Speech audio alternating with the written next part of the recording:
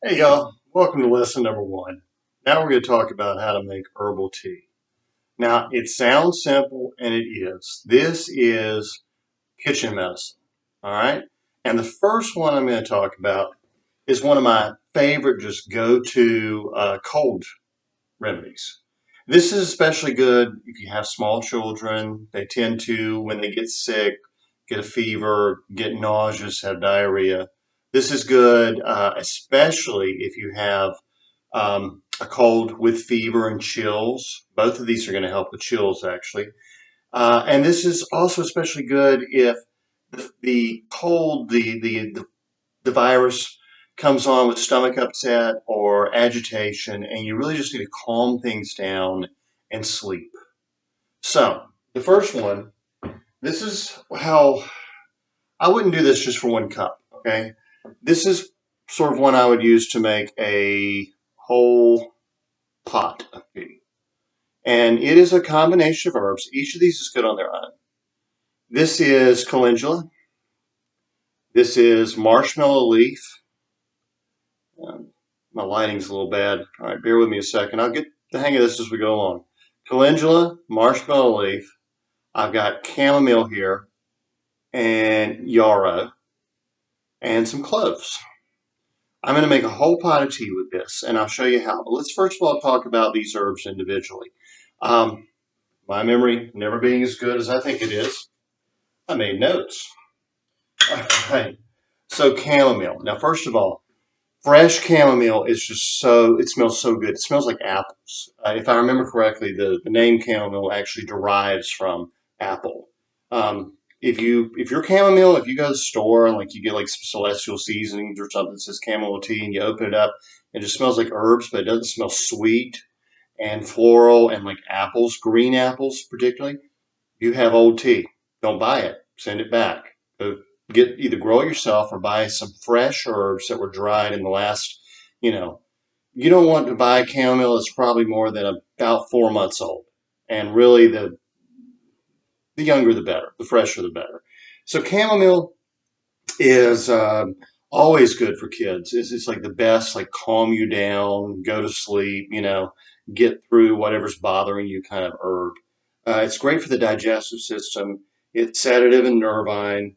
Um, Always with these herbs, we're going to put this in a closed vessel. That's the main mistake people make when they make herbal teas is they either boil the herbs, never boil your herbs. We're infusing the water. We're not cooking herbs. We're not making a soup, making a tea. We just want to steep the herbs in hot, simmering water. We're going to put hot water on, take it off the heat. But the next mistake people make is they don't cover it. See, herbs have all these oils in which the medicinal constituents, probably 70% of the medicinal constituents of most herbs that we would use for tea, and I'm talking about flowers and leaves now, I'm not talking about roots, I'm not talking about bark, those are oil based. And if you put them in an open container, those oils evaporate. So we're going to put these in hot water. We're going to cover them. We're going to let them sit and steep until cool enough to drink, and then we'll drink them. If we can't drink them right away, we cover them again. Don't let your medicine evaporate. So chamomile is anodyne, anti-inflammatory, antispasmodic, nervine, stomachic tonic, and a vasodilator. Now, what really all that means, it's going to settle your stomach. It has some antiseptic properties. It helps with fevers. It helps with colds, and it helps relax. It's a very mild sedative herb. And I think it is best in tea because it has that wonderful scent, and that scent is a very big part of its calming effect. Next, the calendula. Calendula is also called marigold. Pot marigold is Calendula officinalis. Usually it's used for skin. Okay, any probably 90% of herbal creams and lotions and salves have calendula in them. It's just great for skin irritation. But we're going to use it internally, and the reason is again antiseptic, and it brings down a fever. Um, it's good for chronic infections. You want to use the flowers, and you want those nice bright red flowers. And again, this is one that gets stale very quickly. So use it fresh or make a tincture. And when I say use it fresh, you can use the fresh flower or just dry it and use it within a couple months. Don't go beyond 6 months with calendula. It's antiseptic, antispasmodic, astringent, cholagogue, diaphoretic, settles your stomach, emmenagogue, stimulant and vulnerary. I mean, it heals wounds. Basically, calendula is one of those you can use for a cold, for the fever, but it's also good for a lot of digestive issues. I'll get to that in 1 second, okay? Yarrow is such a great herb for stopping bleeding. That's its primary thing. But used in a tea, it is what we call a diaphoretic. It will break a fever. You got a fever, you just want it to go ahead and sweat out and stop, yarrow. But that's in hot tea. Once again, let me just go ahead and say the herb is antispasmodic, astringent, carminative, cholagogue, diaphoretic, digestive, emmenagogue, stimulant, bitter tonic, vasodilator, and vulnerary.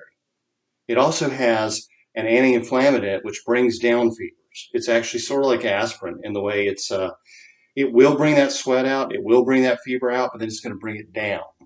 Now this combination is a tea you can use in 2 ways, and that's why I'm hesitating on a couple of things, because right now I'm telling you how to use it hot.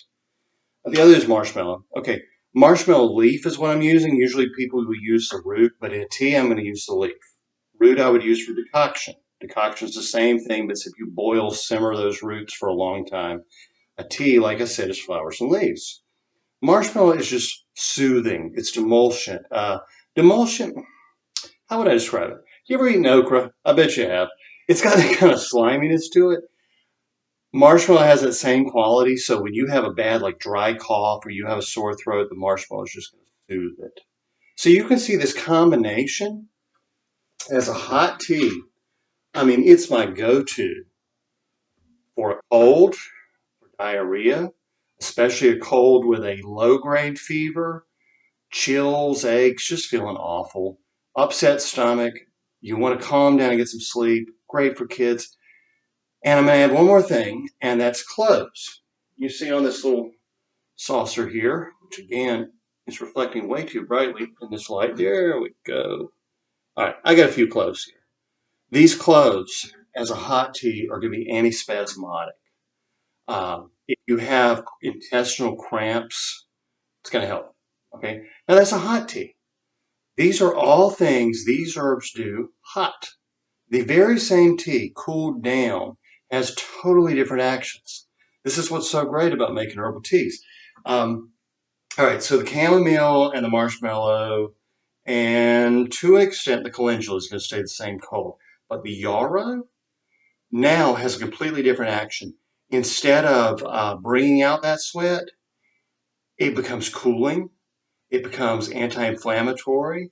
It becomes antispasmodic. Instead of like heating and bringing out, it just cools and contracts and settles everything down. And I'm going to add to this one more thing. If I do this cool, I'm going to add first of these dried spices I have on this dish, okay? That is calamus. Calamus, of course, sweet flag. Taken cool, I don't recommend making a decoction out of calamus. Calamus is a really interesting plant. Every way you use it has different effects. Soaked in cold water, or in this case, cold tea, like I would make this tea, let it cool down, then put the calamus in. Incredible antispasmodic for the intestines. Done cold. Instead of just being a cold remedy, we now have something that can be used for irritable bowel syndrome, colitis, severe autoimmune bowel complaints. The exact same herbs done 2 different ways, cold and hot. So let me just go ahead and show you how to do it. Okay, I've got a tea kettle here, and it's at a good simmer. Over here I've got a teapot. This, oh, it's just your regular old china pot. Don't put something boiling hot into a cold pot without heating it first. So I'm going to come over here to the sink and run a little hot water. A little hot water in here. Fill it up. That ought to be good enough. I can feel the pitcher, the pot, whatever you call it. It's warm to the touch. I'm going to pour that out. You put hot water into a cold pot, sometimes it'll crack. This one probably wouldn't, because it's sort of a modern one. It says microwave safe, but I don't take a chance. Then I'm going to put just a little bit of hot water in that. We're doing the same thing. Basically, we're warming the pot. Swish it around. Okay. Now I can feel the pot's gotten nice and warm. I'm not worried about this cracking. I'm going to put my herbs in here. All the herbs off that saucer. Put in the marshmallow, the calendula, the calamus, and the cloves. Put that in there, and the yarrow. Okay. And now I'm going to fill the pot with this simmering water. Look, it's off the heat. I'm not cooking my herbs. Fill that up. Yeah, pretty much all the way. I'm going to save enough for 1 cup because I'm about to do something else. And I'm going to put a lid on it. Put the lid on it so it can steep without losing the essential oils. Now, let's get to tea number 2. This is one I just love. Okay, it's a cold day here. It's the middle of winter. It is, I don't know, January 18. January 18. You take simple spices. This is really cool now. Okay, let's say you got a chill. Let's say you have a cold. Let's say your joints are aching. Let's say you've got arthritis. You got back pain. You got muscle pain. You just want to feel warm, like you've wrapped up in a blanket, or you're going out in the cold weather and it's just biting. You know, it's damp and it's like cutting through you.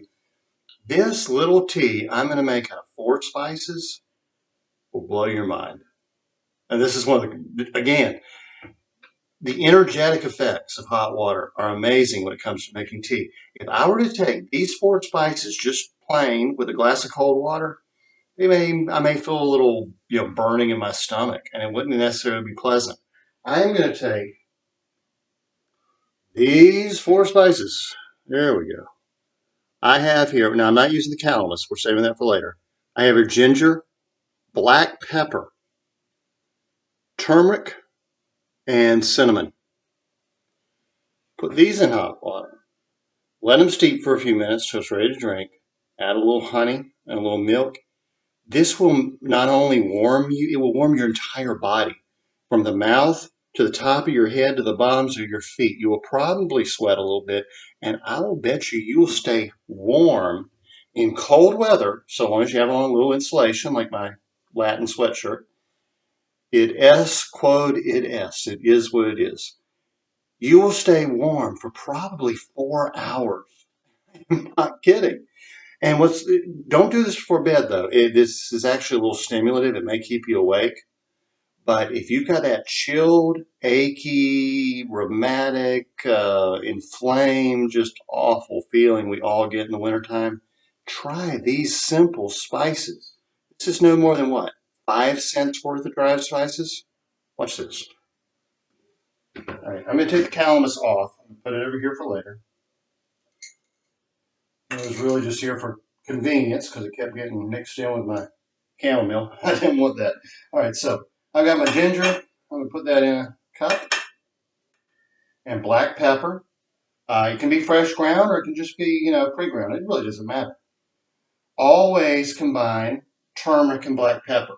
Your liver cannot absorb turmeric, which is a major anti-inflammatory and antiviral, without black pepper. And usually a little fat, a little fish oil, a little olive oil. In this case, I'm going to be putting a little milk in this cup, so I'd have butter fat. Perfect. All right, so we're going to put in turmeric. There we go. And that will stain your hands yellow. I freaked out one time because my palms were yellow. I'm like, what's going on? A liver condition? I didn't know. Yeah, I had been working with turmeric and it was staining my hands yellow. All right, and cinnamon.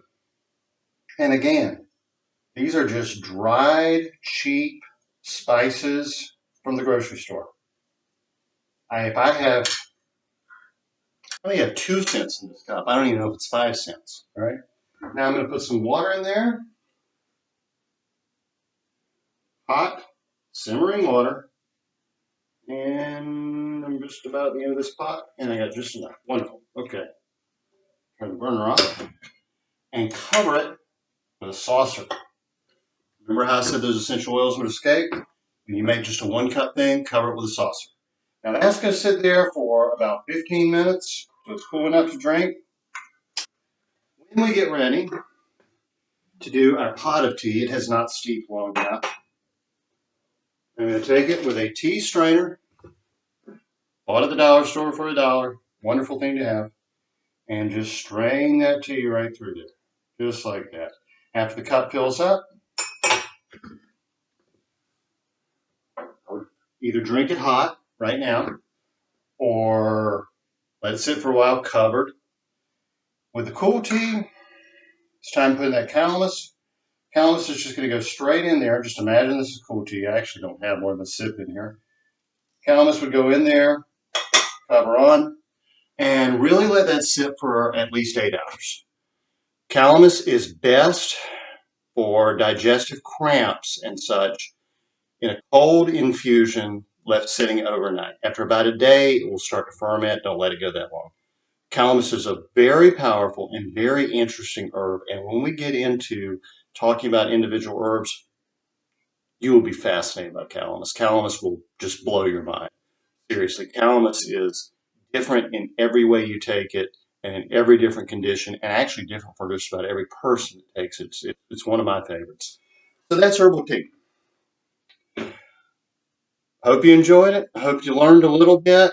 Email me if you have any questions, southernappalachianherbs@gmail.com.